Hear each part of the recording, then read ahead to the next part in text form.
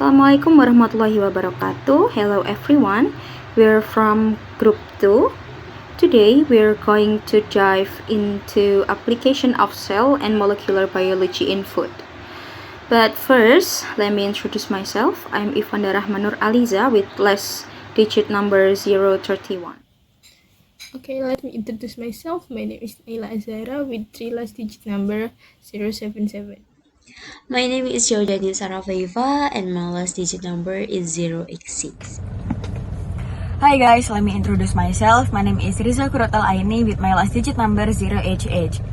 The first slide, we're gonna talk about fundamental concept. So, cell and molecular biology examine the fundamental unit of life, such as DNA, RNA, and proteins, to understand how organisms function. This knowledge enables scientists to intentionally modify the traits of food crops using advanced tools like PCR for DNA amplification, genetic engineering for gene transfer, and CRISPR for precision editing. These technologies allow for precise genetic changes, enabling the development of crops with improved nutrition, resilience, and safety. The application of this method is driven by critical global needs, including widespread micronutrient deficiencies, such as vitamin A deficiency, and then threats to food safety from pathogens, and the growing demand to sustainably feed an increasing population. Molecular biology offers a targeted solution to these challenges, contributing to the development of more resilient, nutritious, and secure global food system. And then the next slide, we're gonna talk about basic principles and application of molecular biology in food. DNA function as the blueprint of life, storing all the genetic instruction of an organism. These instructions are realized through the process of protein synthesis, in which the DNA sequence determines the type and function of the proteins, such as enzyme for chemical reaction, pigments that give color, and transporter for nutrient absorption. It is this protein that ultimately control all the properties and function of cell, including the quality and nutritional composition of food crops. This principle is at the heart of molecular biology application, and the ability to intervene specifically in the genetic blueprint by modifying or inserting specific genes. For example, key genes in the carotenoid production pathway. Scientists can redirect plant cell metabolism. So this enables plant to produce new nutritional compound in tissues where they previously couldn't, such as the production of beta-carotene in the endosperm of ordinary rice. The application of this principle has led to various innovations, ranging from nutritional enrichment and increased plant resistance to the development of industrial enzyme, pathogen detection, and cell culture-based meat production. Here, I will explain about the concept of biofortification and metabolic engineering. Biofortification is an increase in the nutritional content in food plants through conventional breedings or genetics engineering. Metabolic engineering modifies a biochemical pathway in cells to increase the production of certain compounds, for example, beta-carotene, amino acid, or vitamins. This approach requires an understanding of enzymes, biosynthesis pathway, gene regulation, and metabolic interaction at the cellular and tissue levels.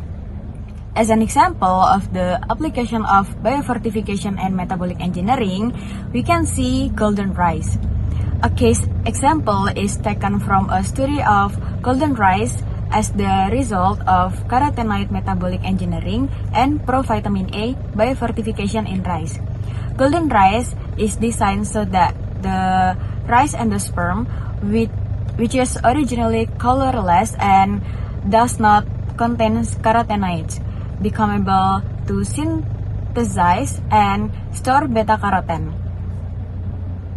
The composition article of golden rice, GR2A, shows a detailed analysis of nutrient content like carbohydrate, protein, fatty acid, mineral, vitamins, and anti-nutrients, compared to control varieties to assess to composition equality except in provitamin A.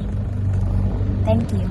The following describe the mechanism of biosynthesis pathway modification in golden rice, in which can encoding enzymes for carotenoid synthesis, especially beta-carotenes, are introduced into endosperm plastic, thereby converting tissue that do not naturally produce carotenoid into ones they are capable of producing them. Carotenoid biosynthesis begins with a small C5 compound, isopentenyl diphosphate or IPP, and this isomer dimethyl diphosphate or DMAPP chains elongation by C5 unit lead to the formation of the C20 compound, generally diphosphate or GGPP. GGPP is a precursor that can enter several biosynthetic routes as indicated. The head-to-head condensation of two GGPP molecules product the first colorless carotene ketone. A series of desaturation reactions led to colored chromophore of lycopene, and subsequent scalation reaction produce the beta and epsilon ion rings. Oxygenation, hydroxylation, epoxidation reaction lead then to xanthophyll several no pathway branch off at this point, forming biologically important molecules such as C6H6 and trigolectone. I will explain for impact and benefit. For benefit, number one is golden rice supplies vitamin A through daily rice consumption. And number two, it educates the rise of vitamin A deficiency without major dietary change. And number three, the trait can be integrated into localized varieties. And number four, golden rice advanced plant metabolic engineering and biofortification research. And for impact, number one is vitamin A deficiency remains a serious public health problem in rice-dependent population. And number two is limited dietary diversity increases the rise of micronutrient deficiency. And number three, conventional intervention do not always reach vulnerable communities effectively. The next slide, I will explain for conclusive challenge and issue.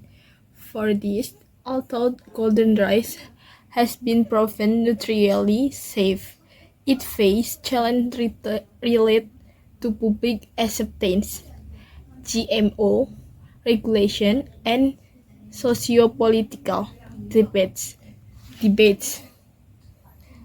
Successful implementation requires policy support and effective distribution, transparent communication, and its use as a complement to other nutrition intervention rather than a standalone solution. And the last slide is conclusion. Golden rice demonstration how cell and molecular biology can enhance crop nutrition by increasing provitamin A without altering other nutritional components. This highlights the potential of food biotechnology to address micronutrient deficiency, provided there is appropriate regulation on public accepted.